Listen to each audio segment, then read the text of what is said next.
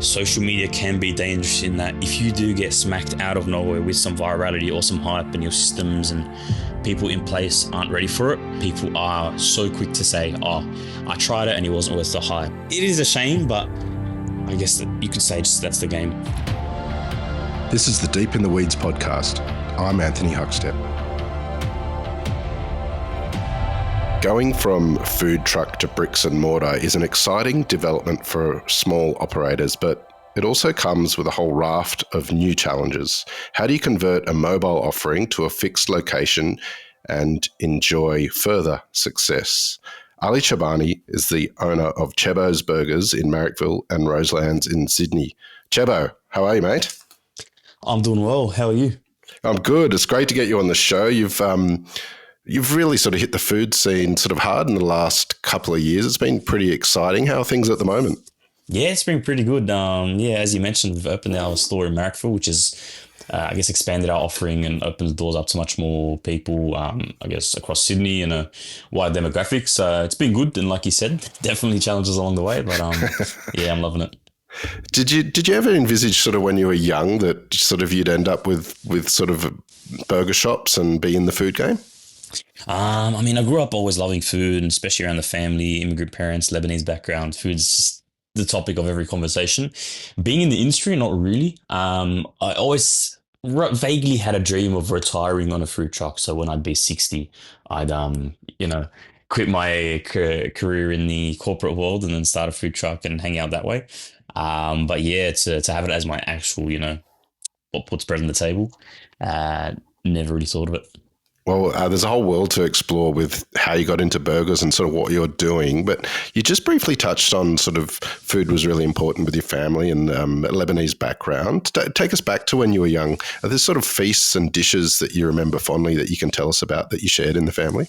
Yeah, all the time. One of the ones that comes to mind immediately is the Lebanese burger. And when I say Lebanese burger, automatically I'm assuming you'd think, hummus, tabbouleh, kafta, stuff like that. But funny enough, it's a burger that's eaten with coleslaw, French fries, and ketchup inside, and the beef, obviously. So very, very weird, and yeah, not your typical conventionally Lebanese, but for some reason it's a style they eat there. And I just remember in the backyard on those old tip top hamburger buns on the barbie when I was like, 5 or 6 years old, and yeah, we've been having them since. So good way to tie in the background and the burger expertise. Whereabouts did you grow up, and tell us about sort of life growing up and sort of the role that food played as you sort of grew up in the family? So I grew up in Punchbowl pretty much my whole life. So Belmore, Punchbowl, and yeah, still living here to this day. That's where I'm calling you from. Food was always massive. Every week, especially because my mum, she's got I think 10 siblings here.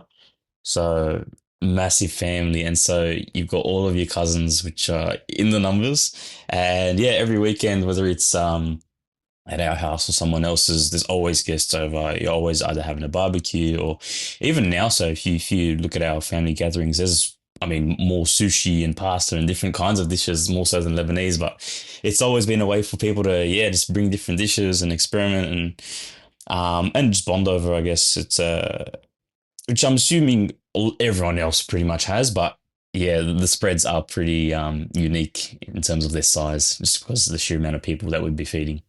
Does your mum have a signature dish that you kind of like crave or like look back fondly on? Yeah, lasagna, which is again funny to say, but I don't know what she does. I still haven't learned the recipe from her, but yeah, it just hit every time. So that's one that I look back on and think, yeah, that's my comfort dish. It's interesting that you said that you looked at a food truck as something to retire on when you were sort of older, and yet that's sort of you burst onto the scene with a food truck and sort of changed your career. Tell us about sort of early on, way before Chebbo's Burgers. Where did you get your start in the hospitality industry? So started off at Macca's pretty much as soon as I hit 14, 9 months. I was like, all right, let's do it. Because I always wanted to work, and Macca's seemed, fun enough. just from looking at people working there. And so I applied to KFC first, and they rejected me, I think twice. So I was like, all right, Macca's, here we go. And luckily that worked out. So yeah, started at Macca's nice and early, and yeah, I loved it. I mean, I think within 6 months I was promoted to crew trainer. The systems were great, the people were great. Just a good time, especially as a young 15-year-old getting his first, I guess, dip into the workforce. It's interesting. We've had guests on the show talk about that they love hiring people that when they were young sort of went through the McDonald's system. Tell us about the systems that you think are great in that have helped you with sort of your push into the food game. Um, I'd say because they're so scaled, the systems that they implement are the only way that they can succeed at such a large scale. And obviously, you're going to get your orders wrong and your burgers wrong, that kind of thing. But for a large part, if you look at how far and wide Macca's is, you can have a Big Mac from Singapore and outback country, and it'll be the exact same.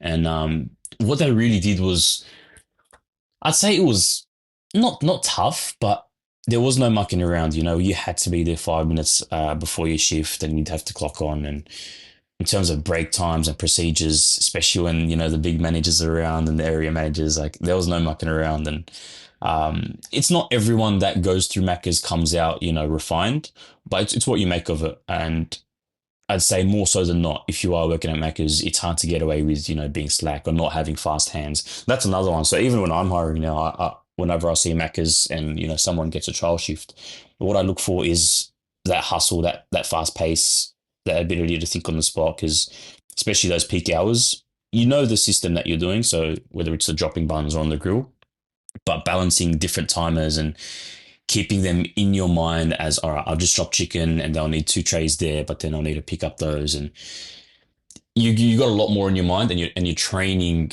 your brain to be able to keep track of different things, which is, I think, in the kitchen the most valuable.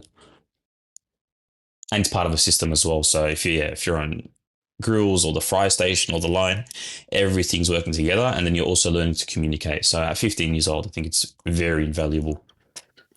You had a taste of hospitality when you were really young, as you say. 14 years and 9 months is really young to sort of start working, but your career sort of veered into sort of big companies and more in the finance area and management and things like that. Tell us about that sort of world. How different was that to sort of after sinking your teeth into sort of hospitality for a bit? Look, I mean, that was always the plan. I mean, like I said, immigrant parents, and my dad grew up driving taxi, and that's how he raised us all. And so he'd always tell us, look, I'm working hard because I have to, but if you've got a chance to get an education and study hard and, come home at 5 o'clock and see your kids, then that is what you should be doing. And I said, fair enough. And so in school, I did fairly well, and I'd always enjoyed business. And so from UTS, there was a course called the Bachelor of Accounting, where it came with a co-op scholarship. So companies would give you sponsorship money, and in return, you go work for free for months on end at their companies. And so I enjoyed it, the business side mainly, but yeah, I wasn't too good at it, and it was just a means to an end. It was all right, the safer role that would provide for my family in the future, and that was all it was meant to be. Well, I'm interested how you got into the burger world. What was the sort of embryo of Chebbo's Burgers, given that you sort of weren't sort of happy in that sort of finance role? Oh, look, there's two parts to this. So one of them was while I was at Macca's. I'm not sure if you remember, the Create Your Taste range came out. Do you ever have a chance to try that one? I don't recall trying it, but I do remember it. All right, so that one had an overhaul of so many of these Macca's stores where we put in new grills, new Bain Marie's, new fridges, all to, I guess, cater for this new menu line, which was Create Your Taste. So you'd have this proper premium patty, chipotle mayo, herb aiolis, crazy ingredients for Macca's. I guess, yeah, to have in a Macca's, and customers would order off a screen, fully customize their burger, and we'd make them one at a time. So it was a completely different station, and I was trained on there as a crew trainer, and just getting orders through where I was making custom burgers and really involving myself in the craft in a way. Because at Macca's, when you're cooking a beef patty, you lay them down and then you press a button, that's it. But this one, you had to season differently, flip it, time it. So it was a lot more, and yeah, I just really enjoyed that. And then so that laid the foundation of just enjoying wanting to make burgers. And in terms of the career move, I'd always been entrepreneurial, I'd say. Nothing crazy like lemonade stands, although I would have loved to. But just always was looking for another way to, I guess, make some extra pocket money. And so, yeah, I had random attempts at business in high school. One was like a car detailing company, the other one, I forgot, something random. And so once I spoke to my friend and he told me that he was at one of the Paddy's markets with a burger stand selling burgers, I was like, dude, no way, I didn't know that's a thing. And he told me how much money he made. I think it was like 1,500. I was like, what? That is crazy. Revenue, mind you, obviously. So they would have had like $200 at the end of it. But that like changed the game. So immediately I'd started. This was, I think, January 2019. Started planning like Chebbo's burgers. What did it be like? The menu, burger styles, and I think that whole year I was just R&Ding. I got the chance to go to London, so over there I tried a few burger places. Experienced Shake Shack for the first time, where I'd had my first, I think, smash burger, which changed my life as well. So yeah, from there I was just planning, and then we had our first pop up in that tent, December 2019. Tell us about the sort of trial and error of getting the burger right. Were there things that you thought would work early on that didn't make the cut for a Chebbo's burger? Yeah, chicken. So even to this day, we only sell beef. Chicken, I can make a perfect chicken burger at home, if it's just me. But anything more, I feel like you your chicken burger, the if you're gonna rate it out of 10, let's say it's more skewed towards an 8, and to go above and beyond and make it unique enough so that it's something you can take pride in, it's got so many more moving parts. Whereas beef, if you're nailing the basics, it can easily be, you know, in the higher nines where you can put your own spin on it. And nowadays, everyone's got their martyred potato roll, their special sauce, and, the custom blends. But yeah, chicken was just too many moving parts where I was just like, all right, let's just focus on the beef and take this on seriously. And then hopefully in the future, if we've got the systems and the capacity, chicken. But yeah, for now, it's just been beef. When you started in that tent, take us back there. Do you have any stories of the challenges and what it was like for you then? Oh man, the first ever pop up. So December 2019. Thankfully, just due to a lot of friends and family, after I'd announced that I was starting the business, I think we had like 440 or 50 Instagram followers within 24 hours. So in general, the community support was insane. And this was 2019. So before a lot of the food businesses were really taking social seriously. And so the first day we'd sold, I think maybe 230 burgers, roughly around that amount. But then we'd ended up selling out of buns. So I had to send my mum to Coles at like 9:30 p.m. at night to grab us buns, and we're like unwrapping them from the packets, and then the sauce as well, we'd run out, so we had to use the store burger sauce. And obviously there's customers at the end that would have got terrible burgers based on just us throwing everything together. But I mean, I had all right max experience, but running things, stock forecasting systems and procedures were a different story. Even wait times, we're notorious for long wait times, and I always try to tell people, look, it's because we're busy, not because we're terrible at our jobs. But yeah, that time we were terrible at our jobs, and I think wait times were like 2 hours at one point. Tell us about that progression where you landed on a food truck. Like how long did it take you to get from tent to wheels? So the tent started December 2019. We started doing it regularly in March 2020, and I think we had the food truck by June, July. And that was just because we were sick of unpacking, and if there was any wind or rain, it'd destroy the grill, and we needed commercial equipment. So with the tent, nowadays I realized you can buy proper commercial equipment, but back then it was just the Bunnings white 6-foot tables with a tablecloth, plastic Tupperware tubs. Even the grill was I think maybe 5 millimeter thick jump buck grill. So it was terrible and definitely not like compliant in terms of any sense, but I just didn't know at the point. And so, yeah, as I was learning, I figured out, okay, maybe I do need a refrigerator we had Eskies, but yeah, for the veggies and for the prep table. How much did it change the offering and your capabilities being in the truck and having all of that sort of equipment at hand like that? Look, it did make us much faster where we could start then thinking about processes and systems, and then Yeah. looking at the way we do things, and then timing where we're taking too long, and finding where we have opportunities. So it really did help because, yeah, like I said before, with the tent, if there was any wind, the flames were all exposed and they're just getting blown away and not really hitting the element. So yeah, a lot more, a lot less room for error, I'd say. Did the burger change much during that time from sort of what you started with? Look, fundamentally, it's always been the same. So we've had the two main heroes of the menu, the classic burger and the cheeseburger. Very simple, just beef, cheese, special sauce, and then the only variations are the veggies between them. But in terms of patty sizing, and if you're going to get into the nitty gritty details Yeah. like the sauce, and I guess the style of smashing, yeah, it has been refined over time, but fundamentally been the same thing. What's it been like for you? That period of time where you kind of opened up and moved to a food truck was a real challenging time on earth for everyone Mhm. with COVID and also the food industry. But what was it like for you that year, sort of getting the keys to the food truck and getting out there? What was that like?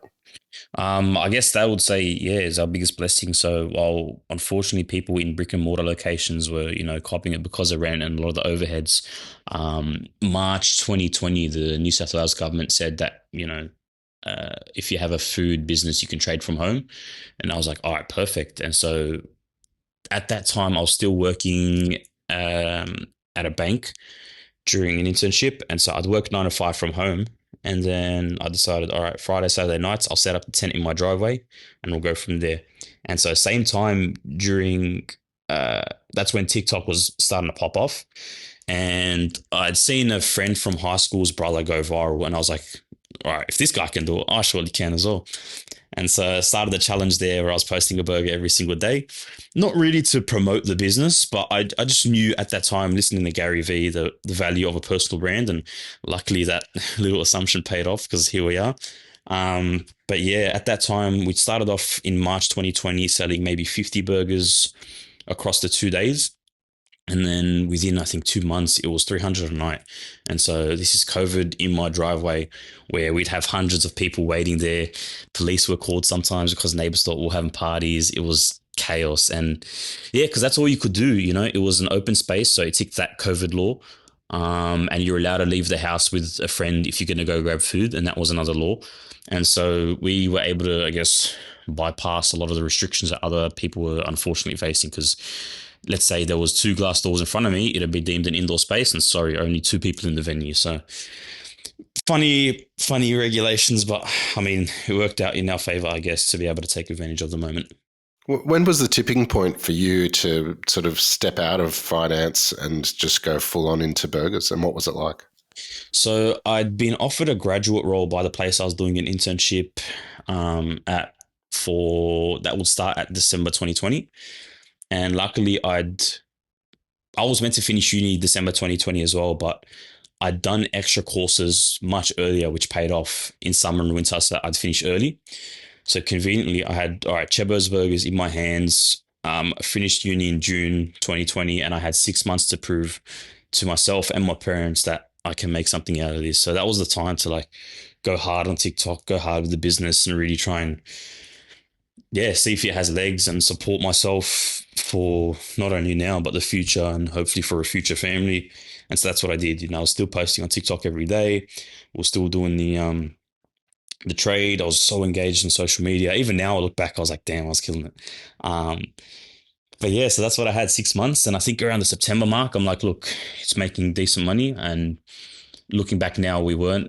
I just wasn't, as an accountant, not really doing my job properly in terms of the books and the bottom lines and the margins. But revenue was decent. So I was like, all right, look, guys, to my parents, it's doing well enough. That's what I'm going to do. They were a bit hesitant at first, obviously, just because the risks involved. They're like, don't you want to, go part time at least, get your foot in the door? I'm like, look, an opportunity like this, getting recognized by TikTok, like I think I was very already verified and a verified account at that point.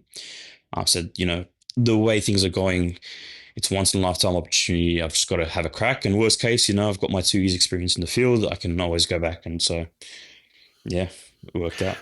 It's interesting the impact that social media has had on food because something can go viral and yet the product might not necessarily be very good, but it has gone viral on social media. You were in a situation where it's a cracking burger and you've gone viral as well and have a huge following.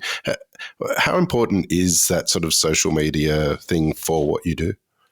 I mean, it depends. Like, there's a place just I'd say a minute drive down the road from me, Wings and Things, Sydney Wings and Things, and they're an institution now in like the Punchbowl Bankston area. Their socials, like I know the owner, he's a great guy, but their socials suck. Like there's none of this, not in a bad way, but as in there's none of this social media marketing. There's none of the aesthetic videos. What he has is a great business with a consistent product that people love and people enjoy going to. So on that side of things, he's also been around for 10 years, but still, I mean, the products allowed the business to carry itself. And so that's one end of the spectrum. On the other end, like you were saying, there are a lot of products that go viral, but then aren't that good. But what I would say is that social media just accelerates whatever is going to eventually happen. So with those places, they'll pop off for a few months. And I've myself have been threatened or felt threatened when other places have gone crazy. I'm like, oh, no way, they're going to steal our shine and we're going to go out of business and all of those spiraling thoughts. But yeah, if the place or the product isn't fundamentally good, social media just accelerates the rate in which people find out that it's not that good and then they'll never come again. And same thing if it is good.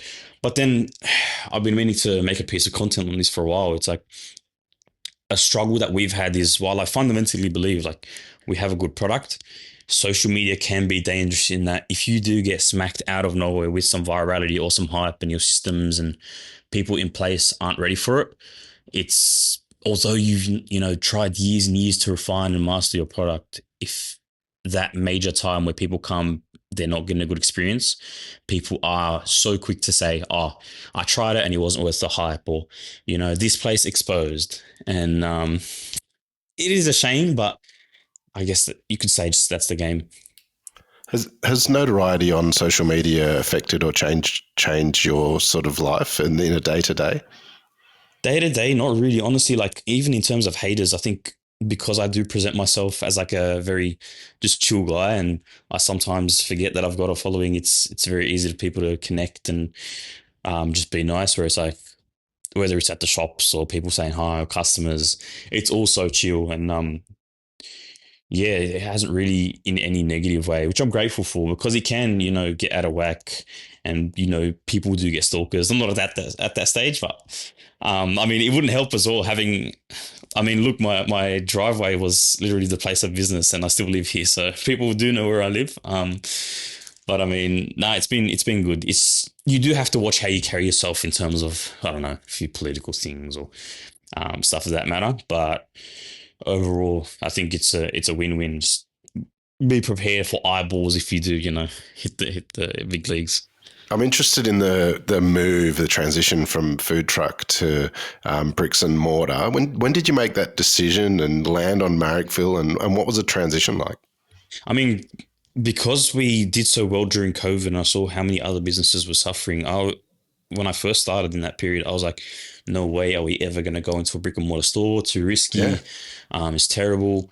But eventually I don't know where the realization came from, but I knew that, all right, if we've got a good enough product that does so well for the community and people are enjoying us, the only way to really scale in the long run, I think, is stores. I mean, there's red tape in both food truck and stores, but council, even to this day, Canterbury Bankstown Council, shout out, they're doing our heads in. So like we've had to remove seating, otherwise face a $6 grand fine.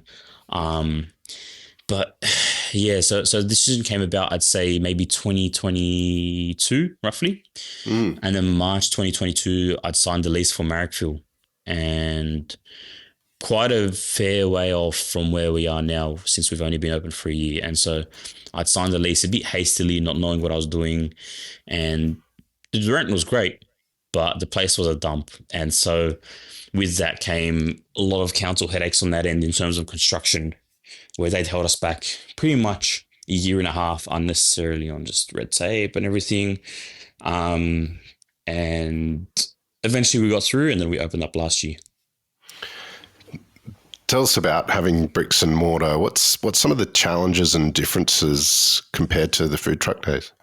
Oh man, it's I guess I come from a very unique perspective as well, where it's like we serve the exact same menu with the exact same team between the truck and the store, but we still had so many issues just in terms of having a bigger space where, all right, we can store more products, but rotating stock, training systems, procedures. I'm still, even to this day, needing to sit down and dissect, all right, why were customers leaving and they weren't happy during that launch period? What were we doing wrong? Even though we had the exact same products, exact same menu, exact same team working on the grills, but people would, say, oh, I feel like it's changed from Roseanne's to Marrickville. And not to say that the launch was a failure. We did great, but you know how it is, as a owner, the one out of the 100 are going to stick to us. But if what I can say is just that systems, it was impossible without the system. So if in terms of the checklist, the SOPs, procedures, like I've got, I think Jolt right now, and that's helping. It's like a checklist software where it's just you need people to be a bit more accountable to the to what needs to be done. I mean, a lot of the amateur beliefs like they should know or we should remember to rotate this or defrost that, for example. None of that ever holds up, and every little thing needs to have a directive behind it and a way to measure that it's been done to, I guess, hold people accountable. Not in a bad way, but I mean, my memory is the worst, and if something's not written down, it's not getting done. So yeah, just um, treating people like that. you've got Marrickville and Roselands now. Having the bricks and mortar and sort of more kitchen space has allowed you to sort of change the offering or broaden the offering. Is that something you've explored? Look, I'm always thinking about it, but what I've held off so far, and partly because I see businesses like, the In and Out and the Chick-fil-A where they've got such a simple menu offering and they're not serving everyone. I'm sure, if In and Out did a fried chicken Nashville burger, they'd appeal to a bit more people, or vice versa for Chick-fil-A who only sells chicken. Keeping it simple has allowed us to really, on the back end for the bottom line, tighten up our costs and, where we're spending the most, which is, the beef and veggies. I'm able to get those down much more. But yeah, having the very limited menu offering, I feel like it allows us to just focus on what we do well, and that's it. I look at cafes or any other restaurants now and I say, hats off to them. I couldn't imagine having, multiple different proteins on the menu and different sides and that kind of thing. But yeah, having it simple, there is an appeal. And people do always tell us, when you're going to add a chicken or this or that, but they're still coming most of the time. And the way I sort of rationalize it to myself was always like, all right, if I've got a favorite place that I go to, I'm getting the same thing 90 to 95% of the time, and the worst case, I'm adding a side. So if I can be someone's favorite beef burger, that's sweet. And if they don't want beef and they want chicken, that's fine. But I'd rather have our 100 customers that come through the door pick from the 4 beef burgers instead of half beef, half chicken, because on the back end, it doubles our complexity. But we've only got those 100 customers in the door regardless. Mm. Uh, what makes a great burger? Um, I'd say, I mean, it's coming with a bit of bias, but the simpler the better. I feel like when you do, add too much to it, it does overcompensate. So um, fundamentally, you can't skimp on the beef. So it's got to be a good quality beef product. But then the technique as well comes into it as well. So a lot of people's nowadays, they're doing smash burgers. And I mean, fair enough, if it is smashed on the grill, technically it could be a smash burger. But the main appeal and the reason why we smash is to get that awesome crust on the surface. So if you're going to compare two steaks, one of them's grey, one of them's, nice, deep, dark brown, the brown one's going to taste better. And so that's what you're trying to replicate when you do smash a burger on the grill. And so that elevates the taste so much more, which I think if you've got, all right, a great smash patty, you can get away with decent buns and a decent sauce, but that'll honestly just be the hero of the burger. You still have the food truck going at different events. And I think when we first made contact about getting you on the show, you were entwined in the world of the Easter show. Yeah. Tell us about what that was like, feeding that many people and being back in the food truck in that sense. Oh man, the Easter show is insane. So it's our second year. Our first year, we did well, but once again, massive wait times. We were only operating off a 900 griddle, and so we were feeding, I don't know, hundreds of people off that one griddle, and so obviously you couldn't keep up. So wait times are long, but we still did well. This year we came into it a bit more prepared, so we had a 1200 griddle inside and another 900 outside, so almost doubled our, I'd say, yeah, doubled our capacity. And we'll get through it much quicker. But it was just insane. The feedback that we got from the East show was so good. I then now have to do the reverse of the other experiment when we first opened, thinking, all right, why did we do a week's worth of sales in a day, every day, but then have everyone say it was awesome? But it's pretty much, there's no room for error. I'm like looking at the boys and we're discussing how to shave off time off each run.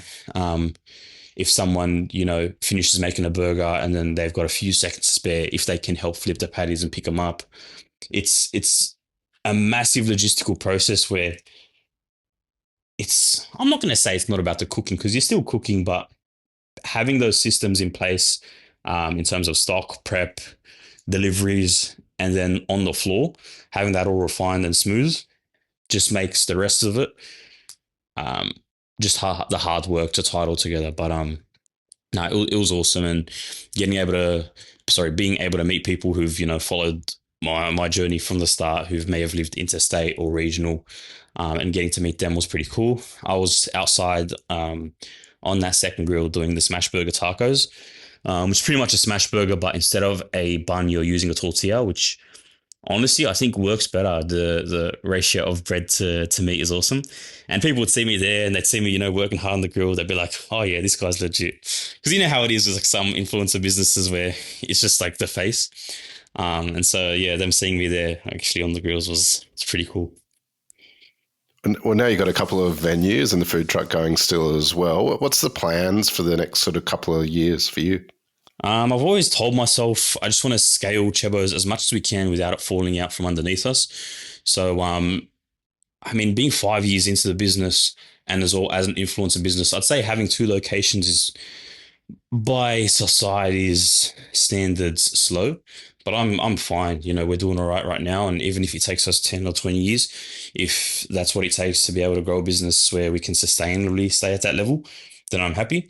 And then once Chebbo's is, you know, on its own 2 feet and it's got its own people stressing more than I am, I'd love to do whether it's a pop up or a restaurant where I'm doing maybe 2 nights a week, but just making whatever I'd like. Because, yeah, with the social media stuff, I started off doing burgers, but I then learned how to cook every other food that I love enjoying. So whether it's low and slow stuff or the pastas, that kind of thing, steaks. And so that'd be a cool way to give people a taste of the stuff that I cook at home on their screens. And yeah, just have a good time with it. I don't know if you've seen Big Don's barbecues in Perth. Yeah, so he's awesome. I've had a few chats with him, but something similar to that where ticketed, we only make what we have the capacity for, and it's just whatever we like, which would be pretty fun. Well, it's amazing what you've created with a lot of hard work as well over the last couple of years. What do you love about what you do? Ooh, honestly, the team. Like whenever it sounds corny to say, but you everyone genuinely enjoys coming to work, and I always tell them like, look, it's hard work, and we do have the high standards, but besides that, do whatever you like. And so whenever we're there and a massive rush is on, it's like almost playing in a sports team where, all right, the grand final, whatever it may be, has high stakes. You are working hard. There are, tensions sometimes, but being able to, beat the rush and overcome it and then celebrate together is a pretty cool feeling, especially now as I'm I'm not old, but playing less sports than I did when I was in high school is a good way to substitute that. And yeah, just working together to kick a goal, and then honestly, yeah, I'd say that. Mate, it's absolute honour to have you on Deep in the Weeds today, and amazing to see what hard work does and where it takes you. And I can't wait to see where you go from here. Please keep in touch, and we'll catch up again soon. Thank you, appreciate it, and yeah, feel free to swing by Marrickville whenever. This is the Deep in the Weeds podcast. I'm Anthony Huckstep. Stay tuned as we take a deep dive into the lives of the incredible people who ply their trade in the food and hospitality sector. Special thanks to executive producer Rob Locke for making this all happen. Follow us on Instagram at Deep in the Weeds Podcast, or email us at podcast@deepintheweeds.com.au. Thanks to executive producer Rob Locke for making this all happen. Stay safe and be well.